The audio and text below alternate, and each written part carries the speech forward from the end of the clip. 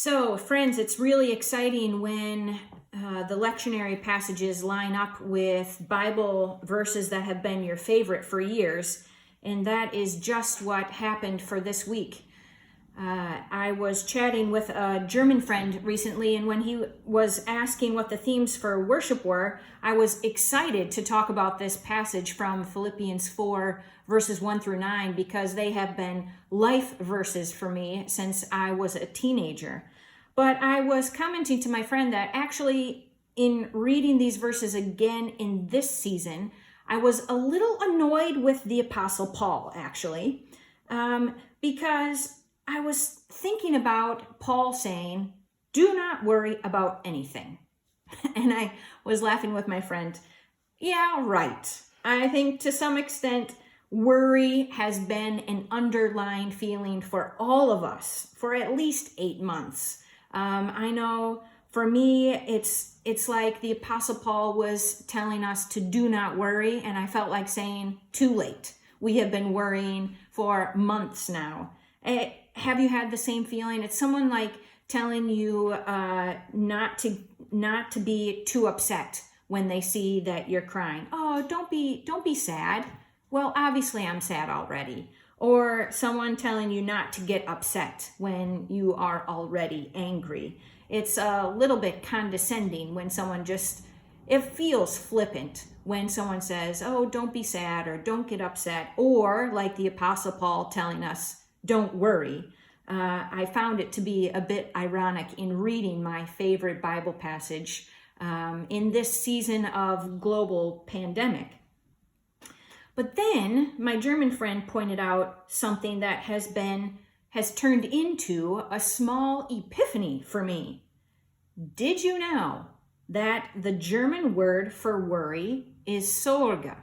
Sorry, Germans, if I'm mispronouncing that. Sorge. Sorge, I can't do the TS sort of sound in German, my apologies. Sorge means to worry in German. But the second definition of Sorge is care.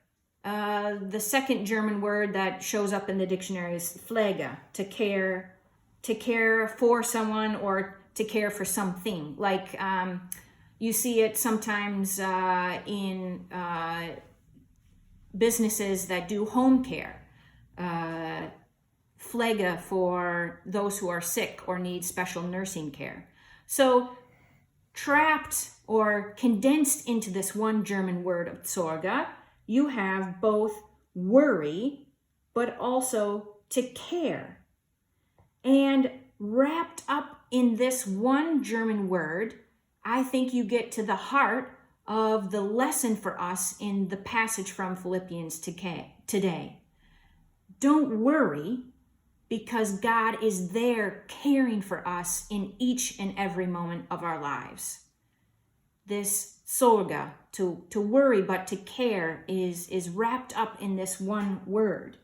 So in light of my German friend and my epiphany of the German word Sorge, I thought we would do some reverse German engineering with our Philippians 4 passage today. Follow me backwards as we unpack the words from the Apostle Paul to the people of Philippi. 3 steps. We have 3 steps in reverse engineering. Do not worry. The Lord is near. Rejoice. So, like those movies or television episodes that start off with a moment in time and then go backwards and show how you lead up to this point where the episode begins, that's exactly what we're doing today. Do not worry. The Lord is near. Rejoice. Paul tells us not to worry about anything, but in everything to pray.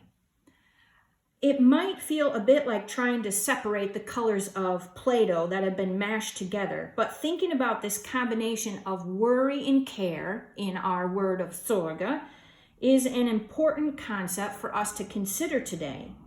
Of course, we worry about things because we care.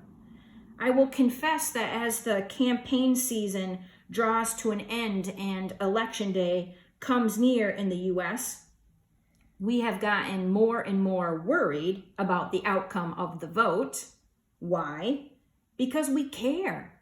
We care about our home country, and we care about the outcome of the vote, and therefore we worry. But Paul tells us not to worry. And the question is why? How can Paul command us with such authority not to worry? Why? Because Paul understands that there is one greater than us that cares for us in each and every moment of the day. Time and again, we are reminded that God has created us. God has redeemed us. God is present with us. And time and again, we lose sight of that reality. Worry sets in because we think we are carrying this load on our own, that we're the only ones who care about a specific situation. But worry is displaced from our lives when we remember that the creator of the universe even knows the number of hairs on our head and cares for us intimately. So we can also say with authority like Paul, do not worry, because God cares for us intimately. And how do we know this? How do we experience this? Here's our second step in reverse engineering. Paul declares, the Lord is near. We celebrate that fact in sharing in our communion today, in the basic elements of our existence, in bread, in wine or juice. Jesus is present with us in our daily living. And today I would like to challenge you to take the step of discipline, of inviting Christ into every element of your day through prayer. Is there a situation that is causing you anxiety or worry?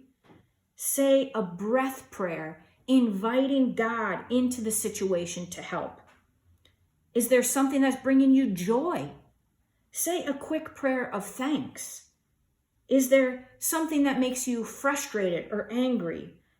Ask for the peace of Christ, which surpasses all understanding, to guard your heart and mind in that moment.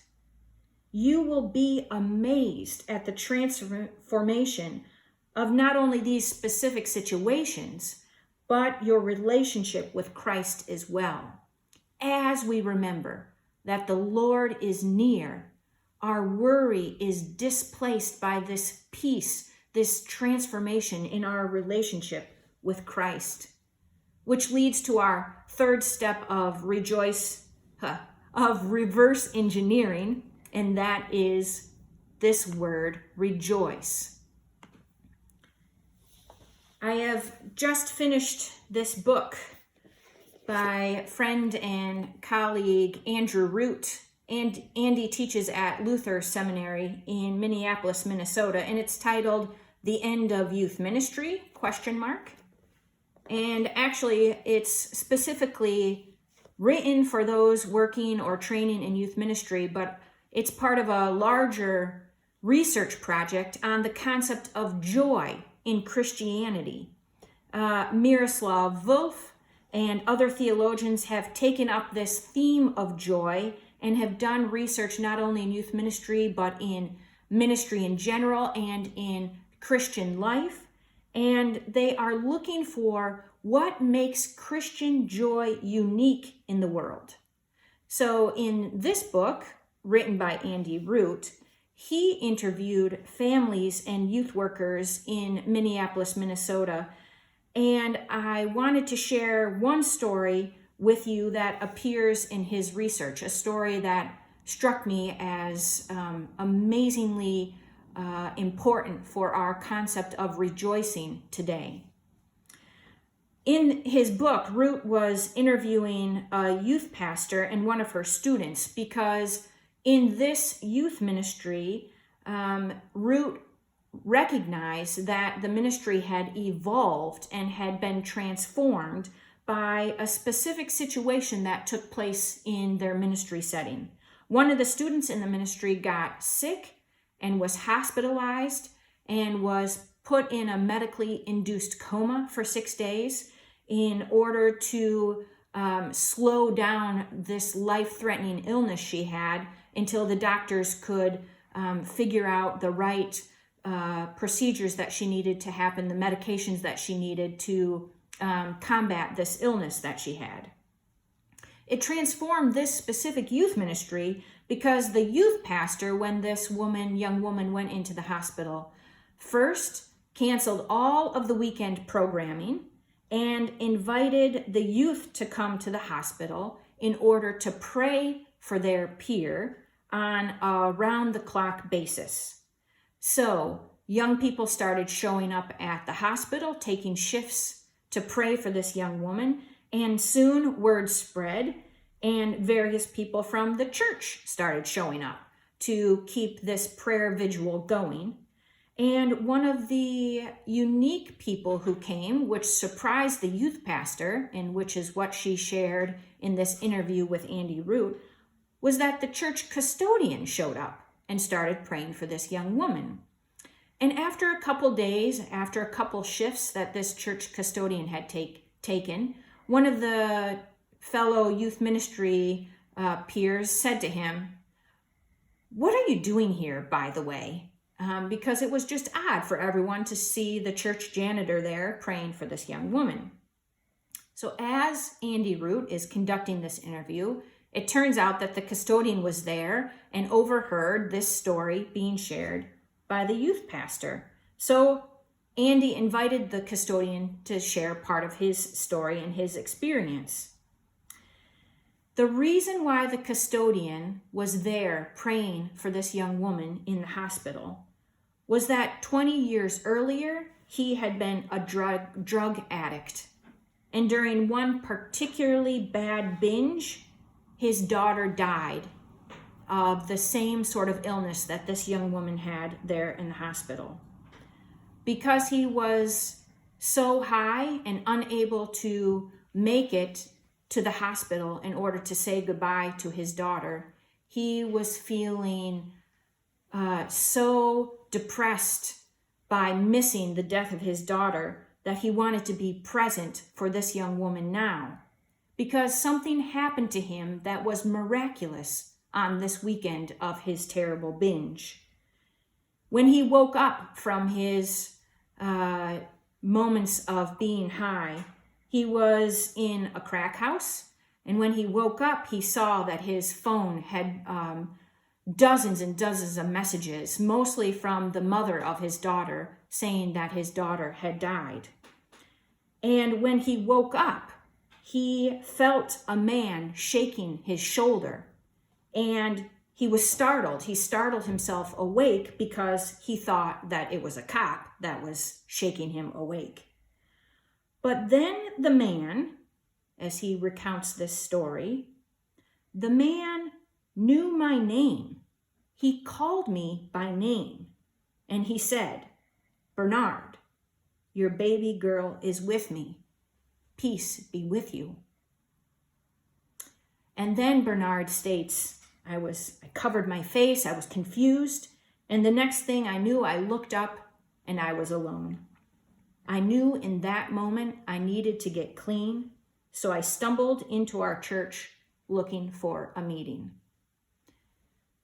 Friends, in that moment of transformation by the presence of Jesus being near, Bernard's life was transformed, and we can live and rejoice in the good news of lives being transformed on a day-to-day basis. We don't need to worry, because even in these terrible, harsh moments of life, those are the times when Jesus is present with us, calling us by name, whispering and speaking words of peace, messages of peace to us.